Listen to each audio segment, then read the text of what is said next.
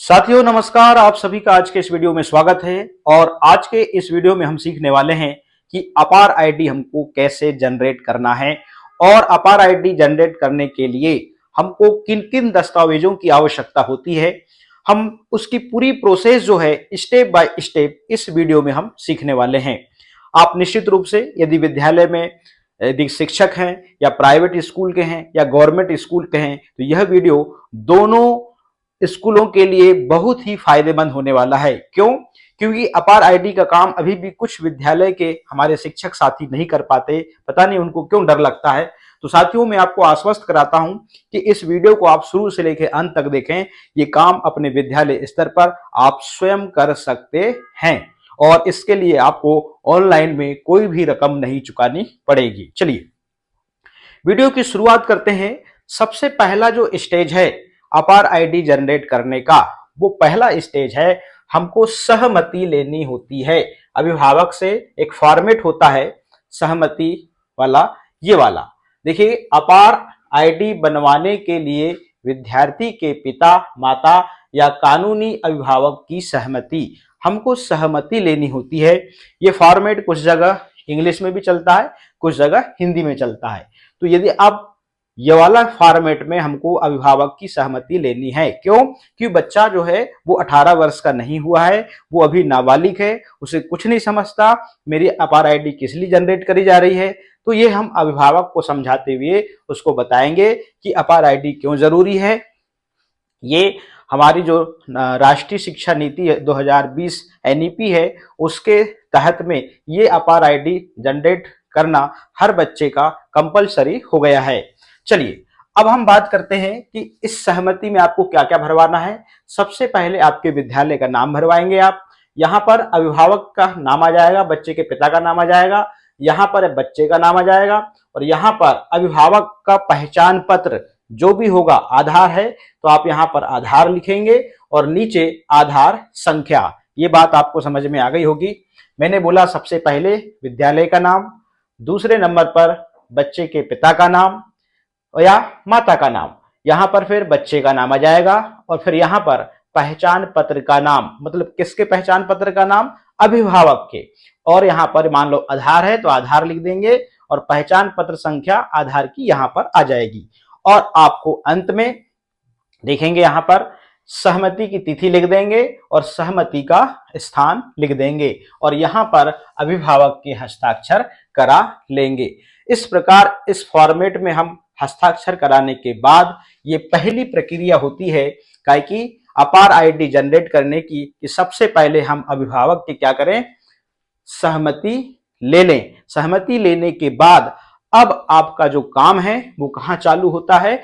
अब आपका जो काम है आपको जाना होगा पोर्टल पर और वो है पोर्टल। चलिए पूरी प्रोसेस, ये पहली स्टेप थी। अच्छा आप ये बोलेंगे कि ये फॉर्मेट कहां मिलेगा?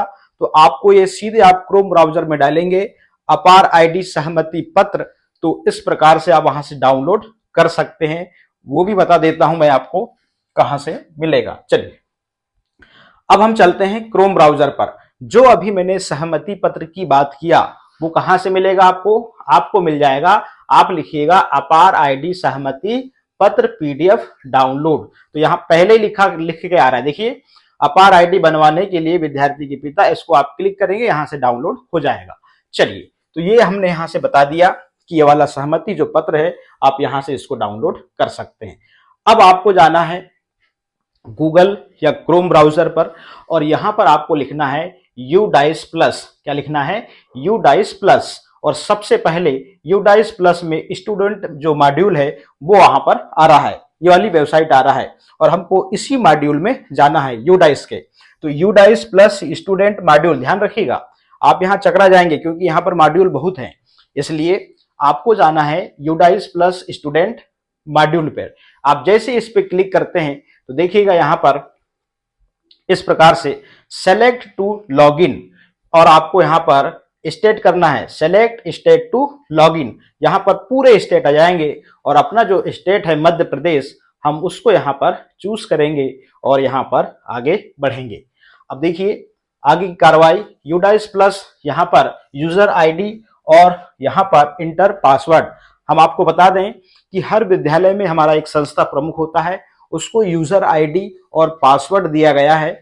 यहाँ पर एक विद्यालय में हमारे संस्था प्रमुख का ही यूजर आईडी और पासवर्ड काम करेगा, सभी शिक्षकों का काम नहीं करेगा, क्योंकि ये बीआरसी लेवल से आईडी और पासवर्ड जनरेट किया जाता है।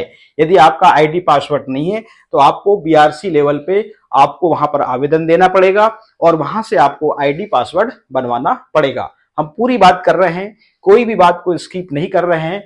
यूडाइस प्लस में यूजर आईडी और पासवर्ड हमारे संस्था प्रमुख का ही लगेगा। अब हम यहां पर यूजर आईडी में क्या आता है, डाइस कोड आता है और नीचे पासवर्ड आता है, और अब हम यहां पर कैप्चर कोड डालते हैं। चलिए, अब ये फाइनली लॉगिन होने लगा। आप यूडाइस प्लस मॉड्यूल में गए, स्टूडेंट मॉड्यूल में। अब देखिएगा यहां पर दो सुविधाएं होती हैं।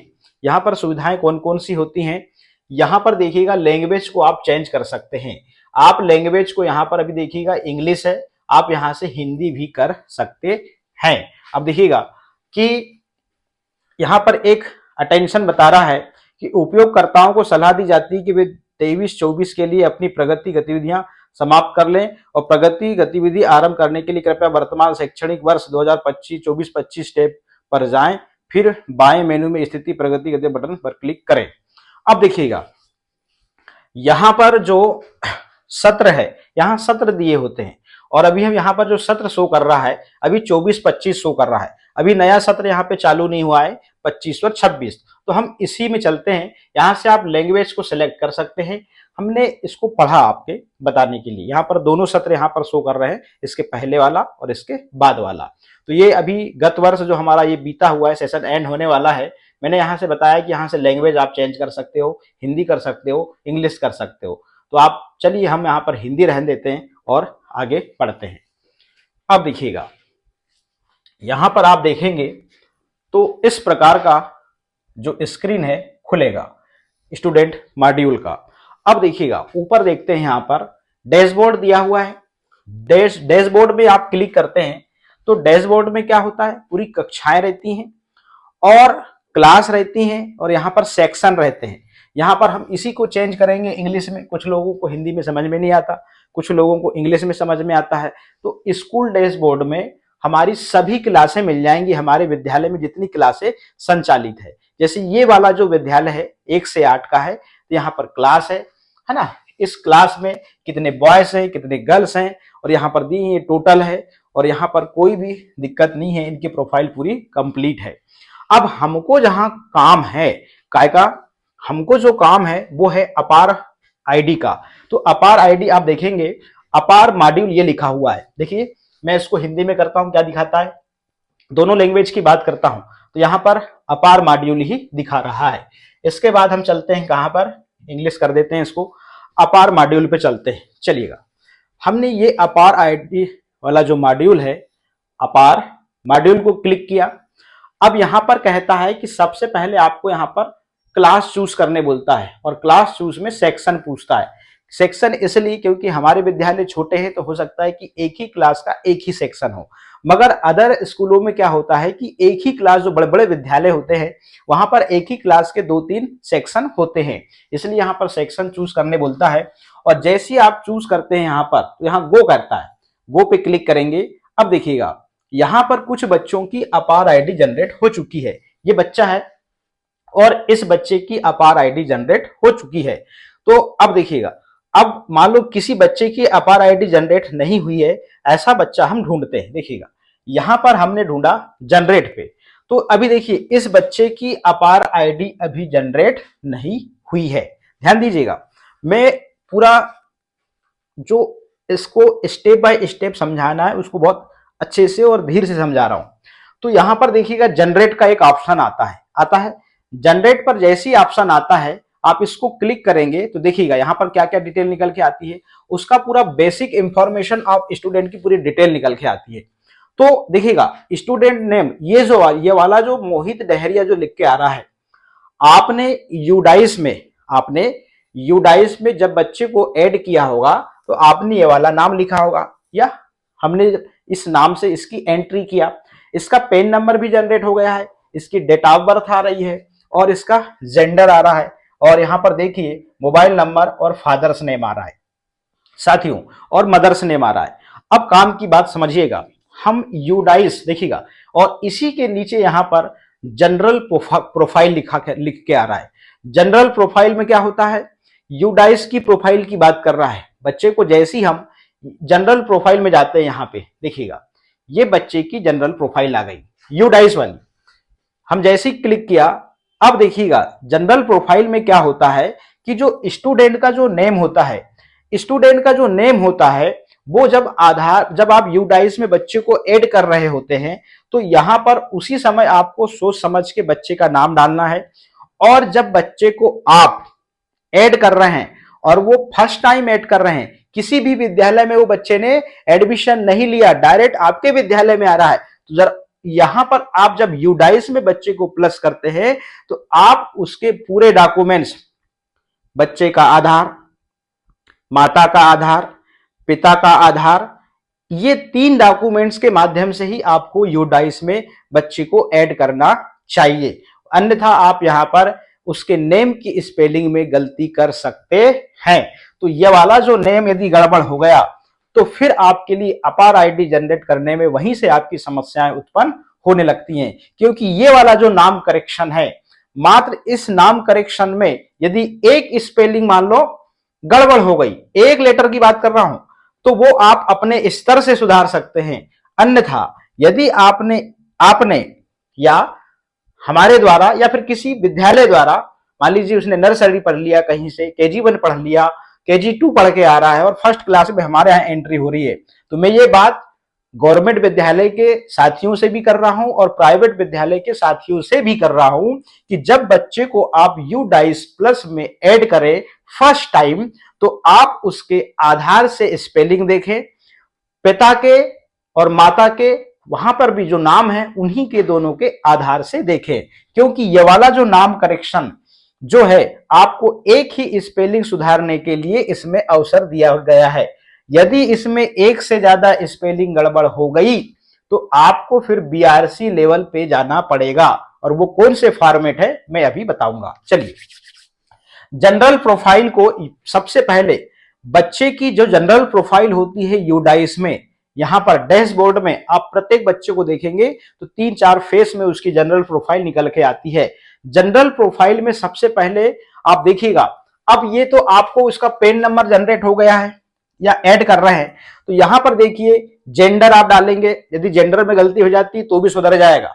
अब देखिएगा उसकी डेट ऑफ बर्थ में गलती होती है तो भी सुधर जाएगा, फादर्स नेम में गलती होती है तो भी सुधर जाएगा, मदर्स नेम में गलती होती है तो भी सुधर जाएगा। कब? जब आप बच्चे को ऐड कर रहे होते हैं तब ये सब सारी चीजें पूरी डिटेल सुधर सकती है उसकी, सिवाय नाम के अलावा यदि उसका नाम गड़बड़ हो गया, उसकी नाम की स्पेलिंग गड़बड़ हो गई, तो आपके लिए समस्या उत्पन्न हो सकती है। इसलिए हमको बच्चे को फर्स्ट टाइम यदि हम यूडाइस प्लस में उसके क्लास में यदि ऐड कर रहे हैं तो बच्चे के आधार के नाम को देखते हुए यहां पे हमको ऐड करना है। क्यों? आधार का ही वेरिफिकेशन मांगता है अपार मॉड्यूल, ध्यान रखिएगा। तो ये मैंने किसकी बात किया? मैं इस डैशबोर्ड की बात कर रहा हूं, मैं वहां पर अपार आईडी के मॉड्यूल से ही वहां पे गया था, ये वाला। अब यहां से मान लीजिए फर्स्ट क्लास को आप ओपन करेंगे तो क्या होगा, ये फर्स्ट क्लास को जैसे ही ओपन करेंगे आप तो देखिएगा ये इसकी GP, EP और PF फाइल ये कब जनरेट होती है? जब आप यहां पर बच्चे को ऐड कर रहे होते हैं। मैं यहां पर डैशबोर्ड की बात कर रहा हूं, स्कूल डैशबोर्ड की। यहां पर आप फर्स्ट क्लास है, फर्स्ट क्लास में आप बच्चों को ऐड कर रहे होते हैं तो इसकी ये फाइल निकल के आती है, GP फाइल। इसको हिंदी में कर देता हूं, लीजिए, GP फाइल, EP फाइल और PF फाइल। तो आप जब बच्चे को ऐड कर रहे होते हैं तो आप बच्चे का नाम लिखते हैं, बढ़िया आधार से आप अच्छे से नाम लिखिए, यदि नाम गड़बड़ हो गया तो गड़बड़ हो जाएगा। तो मैं GP, EP, PF फाइल में आप क्या कर सकते हो, बच्चे के नाम को छोड़कर आप सारी चीजें सुधार सकते हो। आप फिर से जाएंगे यहां पर GP फाइल में, और यहां पर यदि आप इसको कुछ भी ऐड करना चाहें सिवाय नाम को छोड़कर, क्योंकि ये फर्स्ट टाइम यदि आपने सही डाला वही आएगा और ये एडिट करने का ऑप्शन नहीं होता। इसको एडिट करने का मात्र एक बार चांस मिलता है, वो अभी हम बताएंगे। तो यहां से आप जीपी फाइल पहले अच्छे से इसको सेट कर लें, अच्छे से इसको सुधार कर लें, क्योंकि ये सही होगी तो आपकी अपार आईडी जो जनरेट करने में समस्या कम हो जाएगी। तो ये बात करा हमने स्कूल डैशबोर्ड की। अब हम चलते हैं कहां पर, अपार मॉड्यूल पर। अपार मॉड्यूल पर फिर आए हम, यहां पर लिखा क्लास फर्स्ट और यहां पर हमने सेक्शन लिखा ए। अब अभी हमने बात करें, यहां पर गो, यहां पर जाएं लिखा है, इसको इंग्लिश कर देते हैं। कुछ लोगों को हिंदी समझ में आती है, कुछ लोगों को इंग्लिश समझ में आती है। तो अभी मैं जिस बच्चे की बात कर रहा हूं, देखिएगा, अभी मैं जिस बच्चे की बात कर रहा हूं, यहां पर बहुत सारे जनरेट हो गए हैं, चलिएगा यहां पे ये आया। तो अब देखिएगा, मैं यहां पर काम काम की बात कर देता हूं। अब इसको छोड़कर आप स्टूडेंट नेम में मात्र एक स्पेलिंग को सुधार करने के लिए वो वाला ऑप्शन कौन सा है, ये है स्टूडेंट नेम अपडेट। तो आप यहां से क्या करेंगे, इस बच्चे का पेन नंबर कॉपी करेंगे, ध्यान रखिएगा, पेन नंबर कॉपी करेंगे। मैं किसकी बात कर रहा हूं, इस बच्चे के नेम करेक्शन की। इस बच्चे का नेम करेक्शन ओनली 1 लेटर मात्र आप सुधार सकते हैं, बस, इससे ज्यादा नहीं, 2 लेटर भी नहीं। तो आप जाएंगे कहां पर, स्टूडेंट नेम अपडेट पे। तो आपने उसका पेन नंबर कॉपी किया, यहां पे डालेंगे पेन नंबर। जैसे पेन नंबर डालेंगे और यहां पर आप कर देंगे गो, क्या करेंगे, गो। अब देखिएगा, गो करा तो यहां पर उसकी पहले की डिटेल निकल के आ गई। अब आप क्या देखिए, आधार में उसका ये नाम लिख के आ रहा है, ये वाला। आप मान लीजिए आधार से उसका जो नाम है यहां कुछ गड़बड़ है, कहां पर, यहां पर मोहित डहेरिया। अब देखिएगा, मगर आधार में देखिएगा, आधार में ये वाली प्रोफाइल में मान लीजिए आपको डी ए के जगह में ई करना है, क्या करना है, ई करना है। तो अब यहां पे ई करना है तो आप क्या करेंगे, आधार में ई है, इसके साथ समस्या है। देखिएगा, ये मोहित है और ये डहेरिया है, इस प्रकार से ये मोहित डहेरिया। अब देख रहे हैं यहां पर ये फिट, बढ़िया फिट है, मगर इसके बच्चे के नाम में कोई भी एक स्पेलिंग मान लो यहां पर डी के जगह में ई करना है और आधार में डी के जगह में ई है। उदाहरण बता रहा हूं मैं, यहां पे इसको मत मानिएगा। अब इसकी एक स्पेलिंग सुधारना है तो हम जो आधार में जो सही नेम है यहां डालेंगे, यहां पे मात्र एक लेटर को सुधार सकते हैं, बस, एक के अलावा 2 को नहीं। तो आप क्या करेंगे, ये उदाहरण बता रहा हूं, यहां सब सही दिख रहा है। तो यहां पर डी के जगह में ए है मगर आधार में ई है, तो मात्र ए को ई हम कर सकते हैं। यहां पर हम आधार के अकॉर्डिंग नाम डालेंगे और अपडेट करेंगे तो यहां पर ये सुधर जाएगा। कहां सुधर जाएगा, अपार आईडी का जो मॉड्यूल है उसका जो यहां पर नाम करेक्शन नहीं होता वो भी वहां से सुधर जाता है। हम गो जाते हैं, तो मैं बात कर रहा था कि आप उसकी जो प्रोफाइल है उसका जो नाम है जो करेक्शन नहीं होता उसको भी आपको करेक्शन करने का एक चांस देता है। यदि आपने स्पेलिंग में या हमारे किसी साथी ने यहां पर उसकी एक स्पेलिंग में नाम गड़बड़ कर दिया है तो वो कहां से सुधरेगा, स्टूडेंट नेम अपडेट से। इतनी बात क्लियर हो गई। अब यहां पे आपको करना क्या होता है, यदि बच्चे का सब सही है, यदि बच्चे का सब सही है। अब देखिए, मैंने बताया कि बोले यार यहां पर तो एक नाम इस नाम में यदि एक लेटर को सुधारना है तो ये ऑप्शन बताया। अब एक से ज्यादा मान लो लेटर हैं तो आपको क्या करना पड़ेगा, आपको फॉर्म भरना पड़ेगा, ये वाला कौन सा, SO3। इसमें क्या करेंगे, डाइस कोड डालेंगे, स्कूल का नेम लिखेंगे, यूडाइस ब्लॉक लिखेंगे, डिस्ट्रिक्ट लिखेंगे और स्टूडेंट का जो 11 डिजिट का नेशनल आईडी पेन नंबर है वो लिखेंगे, स्टूडेंट का करंट नेम और स्टूडेंट की क्लास लिखेंगे जो वर्तमान में अभी वहां शो कर रही है। अब देखिएगा, अब बच्चे के इसमें क्या क्या सुधरवाना है, आपको नेम करेक्शन करना है, सबसे ज्यादा नेम करेक्शन होता है। तो आप नेम करेक्शन पर क्लिक कर देंगे, उसका पुराना नाम लिखेंगे और जो उसका सही वाला जो नाम है वो यहां पर लिखेंगे और आप इसके साथ में आधार कार्ड की फोटो लगाएंगे, पीछे फोटोकॉपी लगाएंगे और साथ में इसको चस्पा करके और यहां पर क्या करेंगे, हेडमास्टर के सिग्नेचर जाएंगे और ब्लॉक एजुकेशन ऑफिसर का यहां पर सिग्नेचर होगा और सील होगा और आप सीधे BRC ऑफिस जाएंगे और वहां पे MIS महोदय जो बैठते हैं उनको आप ये वाला फॉर्मेट दे देंगे और तुरंत वो करेक्शन कर देते हैं। चलिए, अब यहां पर लगभग पूरी बात हो चुकी है कि बच्चे के नेम करेक्शन की मैंने पूरी बात बता दिया। यदि एक स्पेलिंग गड़बड़ है तो आप यहीं से सुधार लेंगे, उसके स्पेलिंग में यदि एक लेटर गड़बड़ है तो आप यहीं से सुधार लेंगे, यदि उसके नेम में एक लेटर से ज्यादा मिसिंग है तो आपको SO3 फॉर्म भरना पड़ेगा। ये बात क्लियर हो गई। चलिए, फिर क्या होता है, अब सबसे ज्यादा यही समस्या जाती है और समस्या पे मैंने चर्चा कर लिया हूं।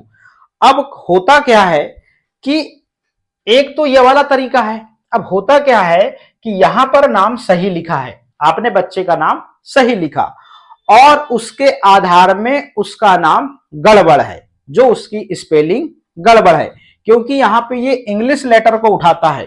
तो हो सकता है कि आधार बनाते समय आप देखेंगे बच्चों के आधार बहुत सारे गलत है।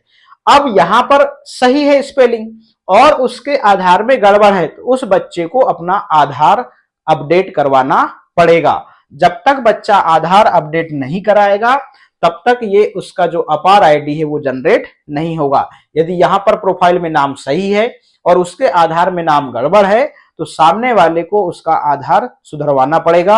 आधार सुधार करने के लिए उसको जन्म प्रमाण पत्र लगेगा। जन्म प्रमाण पत्र कहां से मिलेगा, बच्चा ने जहां जन्म लिया होगा, मान लीजिए आपका सरकारी अस्पताल में लिया है, गांव में लिया है, पंचायत में लिया है, वहां से उसको करेक्शन करवाना पड़ेगा। जन्म प्रमाण पत्र करेक्शन होने के बाद उसका आधार करेक्शन होगा। जन्म प्रमाण पत्र निश्चित रूप से सही होगा, जन्म प्रमाण पत्र के अकॉर्डिंग उसका आधार सुधरेगा। जब आधार सुधर जाएगा तो यहां से उसकी जो अपार आईडी जो है वो जनरेट हो जाएगी। अब देखिएगा, अपार आईडी जनरेट करने का क्या तरीका है। यदि यहां पर सब सही है तो यहां पर आप क्या लिखते हैं, यहां पर लिखते हैं, देखिएगा यहां पर उसके पेरेंट्स का नाम लिखते हैं। पेरेंट्स का नाम लिखने के बाद में जो भी फादर होगा तो फादर या मदर होगा तो मदर, और यहां पर वो जो भी डॉक्यूमेंट्स दे रहा है, आधार दे रहा है तो आधार, और यहां पर वो आधार का नंबर आ जाता है। आधार का नंबर आने के बाद अब यहां पर क्या करते हैं, यहां पे आप क्या करेंगे, इसको हम हिंदी कर लेते हैं। देखिएगा, यहां पर प्लेस लिखना होता है, क्या लिखना होता है, यहां पर प्लेस लिखना होता है और यहां पर डेट डालनी होती है और यहां पर जो संस्था प्रमुख का नाम ऑलरेडी आ जाता है और इसको सबमिट कर देते हैं। इस प्रकार से यहां पर जो है ये फॉर्मेट के तहत उसका जो आईडी है, अपार आईडी है, वो जनरेट हो जाता है। अच्छा, कुछ समस्या ऐसी भी आएगी कि बच्चा जो है वो क्या है, वो होगा इनएक्टिव रहता है। क्या रहता है, इनएक्टिव रहता है। इस वजह से भी उसकी जो अपार आईडी है वो जनरेट नहीं होती है। तो लगभग मैंने यहां पर पूरी बात कर लिया है। सबसे ज्यादा जो समस्या है बच्चे के आधार में और प्रोफाइल नेम में आती है। उसका प्रोफाइल नेम सही है, प्रोफाइल नेम सही है, बाकी चीज आप डॉक्यूमेंट से यहां से पूरा रीचेक कर लीजिए। रीचेक करने के बाद में यदि उसका आधार और प्रोफाइल यदि सही से मैच करती है तो उसका जो अपार आईडी है वो जनरेट हो जाती है। नेम करेक्शन की मैंने पूरी बात कर दिया कि यदि एक लेटर में यदि मिसिंग है तो आप अपने स्तर से सुधार लेंगे स्टूडेंट नेम अपडेट से, और यदि मान लीजिए इसमें 3 से 4 यदि लेटर मिसिंग है तो आपको SO3 फॉर्म भरना पड़ेगा और SO3 फॉर्म भरकर आपको कहां जाना पड़ेगा, BRC कार्यालय जाना पड़ेगा, MIS महोदय के पास जाना पड़ेगा। वो यहां से अपडेट कर देंगे और फिर अपडेट जैसे यहां से अपडेट हो जाएगा ये वाला नाम, फिर आप आएंगे और फिर आप आने के बाद में ये वाली प्रोसेस को आप कंप्लीट करेंगे और यहां से ओके कर देंगे तो बच्चे का जो अपार आईडी है वो जनरेट हो जाता है। और यहां देखिए, यहां पर हमने कितने सारे बच्चों का अपार आईडी जनरेट कर चुका है, कोई दिक्कत नहीं है। ये देखिए, और अपार आईडी आप देख रहे हैं इस प्रकार से ये जनरेट हो चुकी है और कब जनरेट हुई है ये भी शो यहां पर करता है। इस प्रकार से आज के इस वीडियो में अपार आईडी को जनरेट करने की जो प्रोसेस है मेरे द्वारा पूरे विस्तार से बताई गई। निश्चित रूप से आप अपने स्तर पर अपार आईडी जनरेट कर पाएंगे। बहुत बहुत धन्यवाद।